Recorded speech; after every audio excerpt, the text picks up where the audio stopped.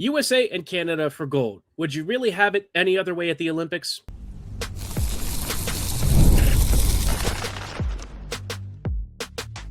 You're Locked On Jets, your daily podcast on the Winnipeg Jets, part of the Locked On Podcast Network, your team every day.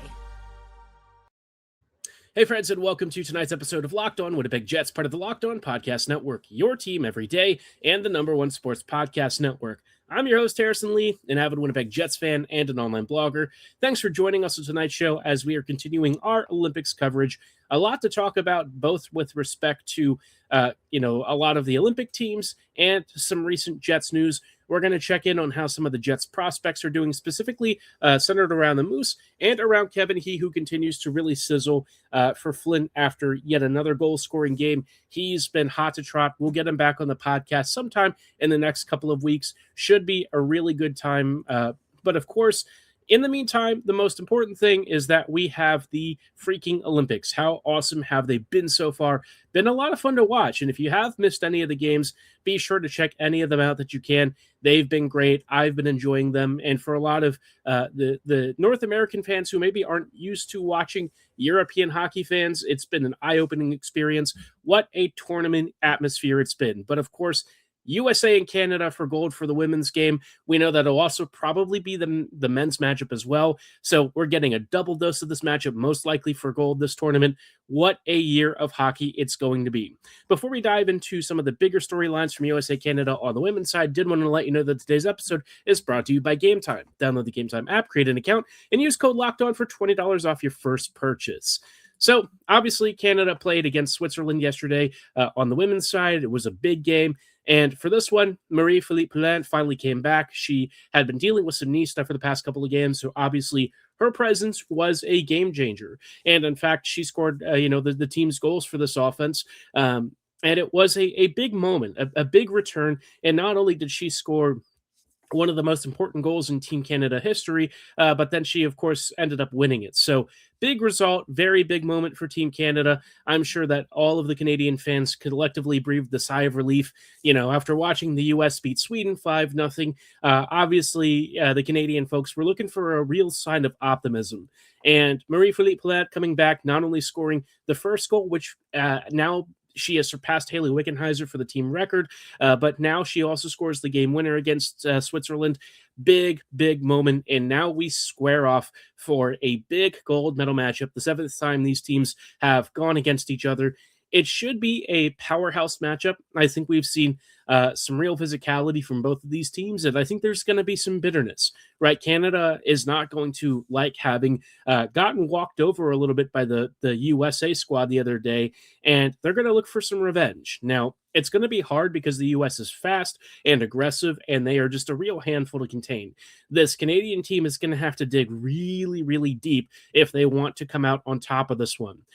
Poulin, I think, will make, obviously, a big difference, but will she be enough? That's a hard question. The U.S. has more speed and skill up and down the lineup. And yes, the Canadian women's team has a ton of skill as well, but they are older and slower, and that's really been the theme of this tournament. It has been hard for them to get past even some of the lesser nations like Finland. So this will be a tough test. And I think for anyone expecting it to be one way or the other, I think this game's going to be closer than the first one. I think it's going to be a real, situation where I think the Canadians are going to try and slow down the U.S. through the neutral zone and maybe shut down that transition. I think it's going to be easier said than done, but I do think the scoreline is at least going to be closer than we saw in the first game, right? I don't know that it's going to be a blowout.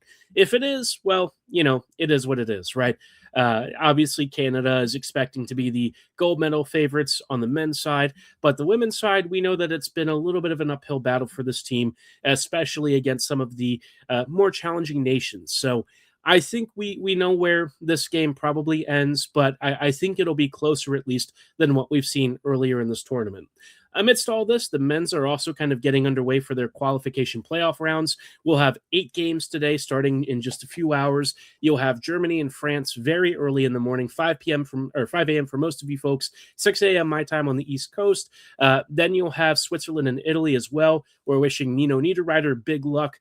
Italy, I think, is a surprisingly annoying opponent. Obviously, Switzerland is very much expected to advance. They've been a pretty good team this tournament, and I think perhaps a little better than folks were maybe expecting. But Italy does not really have much left in the tank, and I think, the goaltending has tried to hold together as long as possible. Probably not going to be their day, though. Of the games, I think the closest one of these qualifications will probably be Czechia and Denmark. Czechia is probably the favorite in this game, although I said, yesterday I want Denmark to be the favorite. Well, looking at the rosters and how these teams have competed, you probably know Czechia has the stronger performance so far, and I think they've got the better team overall. But Denmark has started to find some goal scoring the past game or so. Maybe that's going to be enough to carry the day and get them past a tough Czechia opponent that's really given some quality teams fits, even if the offensive scoring hasn't necessarily caught up. The last game of the day will be the afternoon. We have Sweden versus Latvia. Sweden, at this point, I don't really know what to make of them. Sam Allam in the coaching position hasn't really impressed me at all. And it sounds like a lot of folks have been calling for his head, not really doing very well.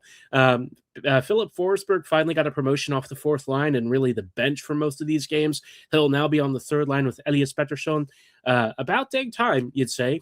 Forsberg, clearly one of the most menacing goal scorers on the Swedish team, and yet for some reason, he has really pissed off the coaching staff. I can't make heads or tails of it.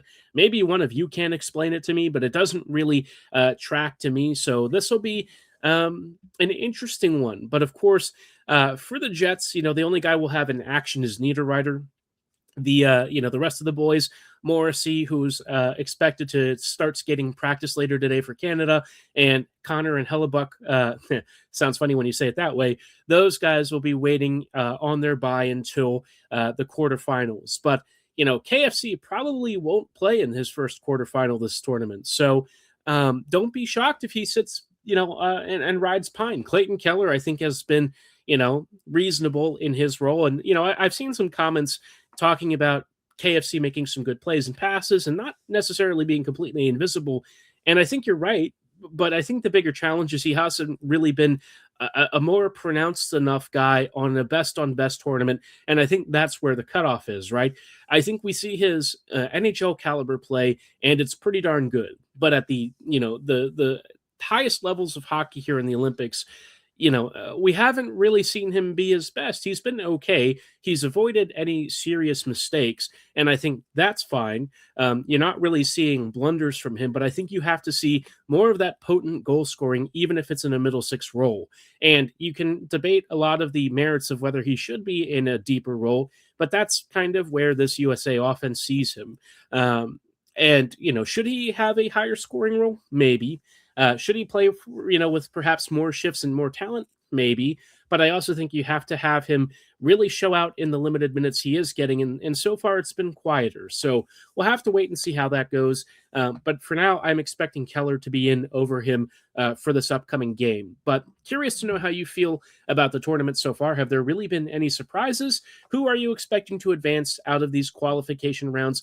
Give me your nation predictions and what you think Wednesday's matchups are going to look like. But of course, stepping away from the Olympics, I want to chat a little bit about the Manitoba Moose. They're still underway in their season. And of course, they came back from the All-Star break just a couple of games ago. They have been playing the Wranglers recently. They just lost yesterday after leading. They blew it and ended up losing in the shootout, which is not the first time they've blown leads this season. So bit of a concerning trend for the Moose among many. We'll chat about all of that coming right up. Workplace chaos, deadlines stacking up, inbox overflowing, and the one position you have to fill still sits open.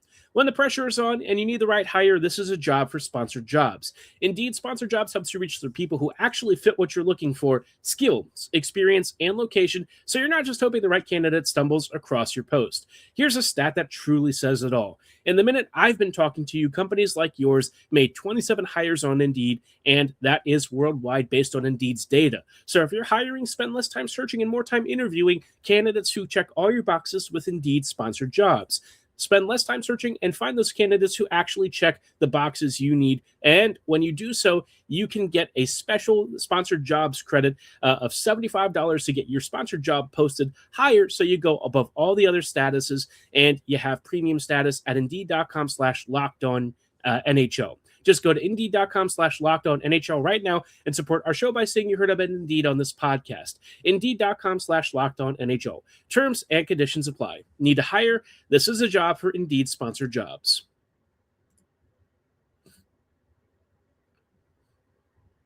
Hey friends, and welcome back to these thoughts on tonight's episode of Locked On Winnipeg Jets, part of the Locked On Podcast Network, your team every day, and now the number one sports podcast network. Thanks for rejoining us as we are checking in on the Manitoba Moose. I've talked about them on and off this season, and they are a strange team. For all of the investment in this offense and the roster overhaul that Winnipeg correctly assessed they needed, the Moose haven't really performed at the level of an elite team. They are third in the Central, which looks good, but when you actually look at the overall Western Conference, they're more towards the back half of this field. And when you kind of consider what they've brought in, guys like Phil DiGiuseppe, Walker Duehr, Samuel Fagemo, Cale Clegg, this team really shouldn't be having this much trouble scoring goals. You know, you look at the Utica Comets, who are at the bottom of the North Division, and they've scored a collective 111 goals. Guess how much the Moose have in third place in the Central? Just 117. Now, that doesn't necessarily tell the full story, but they've also kind of conceded more than they've scored, 121 goals, which is lower compared to a lot of the league. But when you're not scoring that much, it puts you in a tougher position. Manitoba's record is not terrible. You know, they're reasonably above 500, but I tell you, this team heading into the playoffs does not really feel like a squad that I have a ton of faith in. And when I'm looking at the scoring distribution of this team, I'm really seeing some perhaps alarming storylines. You have like Mason Shaw and David Gustafsson and Duehr kind of pacing a lot of this offense. And then there's a small break between them and Fagemo, Heinola, DiGiuseppe, and Clegg. And from there, you do have like double-digit scores until you get to around, I would say, 13 or 14 on the team. But like, it's not really totals that impress you, right? Almost everyone is at best half a point per game, and at worst closer to like a third of a point per game, which for players like Brad Lambert, Braden Yeager, Danny Jokin, that's not really where you want them to be. Even Samuel Fagemo, who is brought in to be one of this team's top scorers and has traditionally put up pretty decent numbers in other NHL or AHL outfits, is pacing for one of the weaker points totals that we've seen from him the past couple of seasons.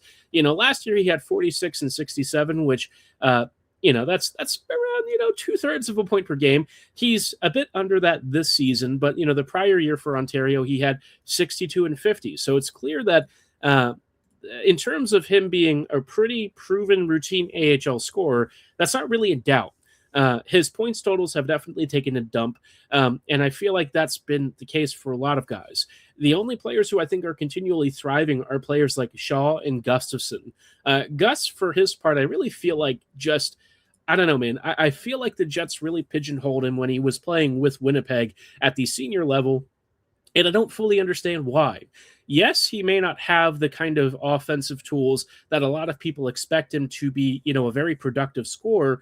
But what you see with him when it comes to his Moose play is that if you give him talent and players to work with, the points will just naturally flow. He's a creator and a two-way force, right? He's not going to be, a top-end finisher necessarily, but he's always in the right places and doing a lot of the hard work. To me, it's kind of like having Adam Lowry, but Swedish. Lowry obviously is one of the highest impact players on this team when he's healthy, but he does it more off the score sheet. The guy is a forechecking two-way menace, right? And I think Gustafsson kind of falls more in line with a Lowry sort of game than he does perhaps a top-end finisher. But the points are just naturally gravitating towards him. He's second on the team in scoring. It's clear that he's probably better than he gets credit for, and I don't quite understand why the Jets never gave him talent to work with. They always viewed him as a fourth liner, and I wonder if the Jets made a mistake there, right? Not that I expect him to be the world's best top six center, but he might have had more to his game than perhaps the Jets were willing to give him credit for. You have Vlad Nemesnikov having eaten 2C duties quite often the last couple of years. Would you have really killed yourself to find out if Gus might be able to bring a little bit more offensive potential to that role? I don't know. I mean, he does a lot of the other stuff that coaches love. He's pretty responsible defensively. He forechecks very well. He's pretty physical. So I just don't fully understand why Winnipeg doesn't believe in him. It's a little strange, especially since they drafted him. Ville Heinola also continues to do pretty well. He's about a little under half a point per game, but for a blue liner, that's pretty impressive, especially on a team that doesn't really have a lot of goal scoring. He's kind of been on a heater the past month or two. Again, having a couple of points in his most recent outing. So, I think Heinola might generate some small trade interest. I don't know that there's anyone out there that's really dying for him, but I wouldn't be shocked if maybe he nets you like a 6th-round pick or something, and somebody with maybe some room to burn and perhaps some interest in finding out if he can actually be something for them can actually get a bottom pairing role. I think he is still an NHLer.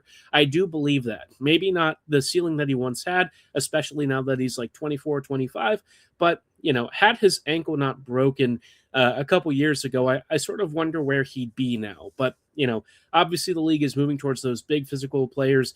They don't really have a lot of time for a guy like Heinola, so we'll have to see if his career can be resuscitated somewhere else. In terms of the Jets' youth, Lambert, Yeager, and Jokin have been finding the score sheet a little more frequently. Lambert has had to miss the past couple of games with an injury, so that's not great. They haven't said what it is from what I've seen, unless I missed it. But you always hope that he's okay and that he'll come back, feeling pretty refreshed.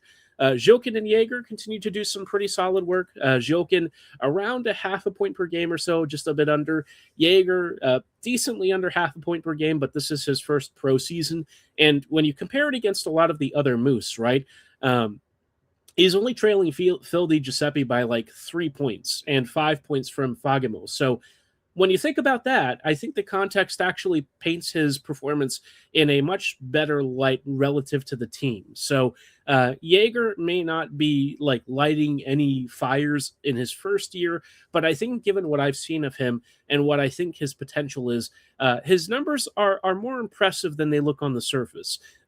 He is for sure an NHLer, right? I have zero question about that. I think he's got a good shot. I think his passing and vision are smart. I think he's a very industrious, hardworking, and creative player. He's a guy that, I sort of wonder if you move him up from the Moose for a couple of games, what he might do for the Jets at the end of the season. He's a player that will be at some point competing for a middle 6 to 2C role. The Jets don't clearly have a 2C in the near future, and Yeager, I don't know if he's necessarily at that level, but the Jets may try and figure out if he is, right? Zilkin, we know, is likely to be a 4th-line center. I think the Jets will trust him there. Yeager is a little small for what I think the Jets want at the center role, but we'll have to see. Maybe they play him as a winger. If they do play him as a winger, I mean, they also need right wings at this point, so I don't really hate that decision. But I think ideally, you try him down the middle, and you see if he can't be something a little bit better. Lambert, if he is able to get healthy and get some NHL time, I'd like to see him out wide. Maybe you put Yeager and Lambert together at the NHL level. I think that's a little risky, especially early on. But maybe if they start to get some traction, maybe in some junk games, maybe you see if they can't do something, especially towards the end of the season when the standings are a little bit less important. But overall, I just can't help but feel like the Moose are missing something. Chibrikov has taken a massive step back this year. Barlow hasn't really been finding a great footing yet. He is like even under a quarter a point per game, which is not great. I know it's his first rookie year, but I do think that there is some concern about where his game is trending. He is not invisible in the games I've seen, but I do feel like he's been a mixture of snake bitten and also just not particularly high level, right? The concerns I had about him maybe having a somewhat limited ceiling haven't really abated yet. So he may be a player that gets traded at the deadline as part of a package for some help, but we'll have to wait and see. I had concerns about him going forward, and so far I'm not really seeing a lot that dissuades me from continuing to have those concerns. But I don't want to write him off yet. He's still got time. He's still a young prospect. Maybe it just takes a breakthrough, and we'll start to see him really collect some points. Elsewhere, there is one guy that I think is really worth spotlighting who's been really lighting it up in the OHL. Kevin, he has really hit another level since leaving Niagara. He's looking more like he did at the start of his Niagara season last year. And for Jets fans, that can only mean a good thing. We'll chat about why coming right up. There's nothing like being in an NBA arena. The crowd, the energy, the moment. Getting tickets, though, that part kind of sucks. That's why Gametime has become the go-to app for scoring tickets fast without the hassle. It puts the advantage back where it belongs, with the fans. All you have to do is pull up the Gametime app, pick an upcoming NBA game, and you can have your tickets locked in within minutes. And you'll always see all of your pricing up front because there's no surprise fees or hidden charges. And you can even get a panoramic seat view so you actually know what you're paying for. I've done this with Ravens tickets, and it showed me zone deals that were really the best values in the whole stadium, especially relative to other ticket prices. It was fast, it was convenient, and I had my playoff tickets within minutes. Take the guesswork out of buying NBA tickets with Gametime. Download the Gametime app, create an account, and use code LOCKEDON for $20 off your first purchase. That's code LOCKEDON for $20 off. Download the Gametime app today. And remember, it's gametime.co, not .com. Ever wanted to experience the NBA Finals live and in person? FanDuel is giving you the chance to turn that dream into reality with their NBA sweepstakes. Here's how it works. Use your profit boost on any NBA future, and you'll automatically be entered for a shot to win an NBA Finals trip for two. That's right. Flights, tickets, the whole experience.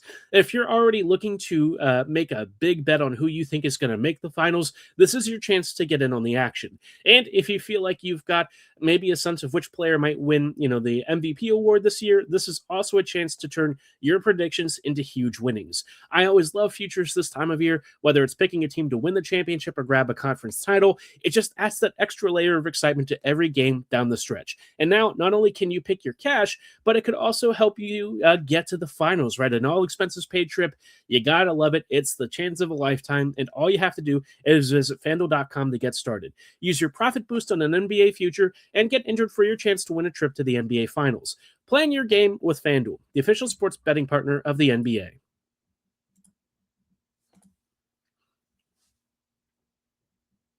Hey friends, and welcome back to these closing thoughts on tonight's episode of Locked On Jets, part of the Locked On Podcast Network, your team every day. Thanks for rejoining us on tonight's show as we are just wrapping up real quick with some thoughts on a Jets prospect who I think has really started to hit the afterburners.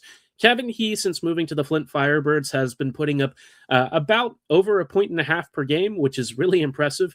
That is where Kieran Walton was with Sudbury this year. And for he was kind of hovering around a point per game or a little bit over this season for Niagara. And since going to Flint, he's been scoring, a goal every other game. He's been super impressive. In fact, he's had about a goal a game since he moved, plus a pile of assists. You see the highlight footage. He's active. He's engaged. He's getting into open spaces. He's just ripping teams apart. And this is the confident Kevin that we saw at the start of last season. So really impressive to see him kind of take that next step again. Obviously, he's turning pro at the end of the season, and so we'll actually have Kevin, if we can get him on the podcast again. He's pretty open to chatting and, a super nice guy. I think he's probably one of the players I'm most excited about in the Jets prospect pool. I don't know that his game is necessarily going to be like a high-end top 6 game, but I think that there's some real potential with him. He plays the right way, and I think in a lot of respects, that right way and that energetic style can really compensate for, maybe not having some of the tool sets that a top 5 pick or something has. He, I think, is going to be a locker room leader and a guy who leads by example on the ice. He's also got speed to burn. He's got a really good shot. I think that there's enough to his game to where it's pretty easy to project him being a very solid pro. And I think for the Moose, at least, he'll be an immediate improvement. I think he'll bring some really crafty goal-scoring ability and some really nice distribution ability as well. He's got soft hands. What I'm most excited about, though, is the Jets, quite frankly, need speed and skill up and down the lineup. And whether he does it in a bottom six role to start, or perhaps elevates his game as he hits the pros to maybe even an upper six role, maybe you start to look at him with a new lens. There's clearly enough to his game to where he plays a lot of the right style of game. And if he can maybe be, an energetic, who would I compare him to?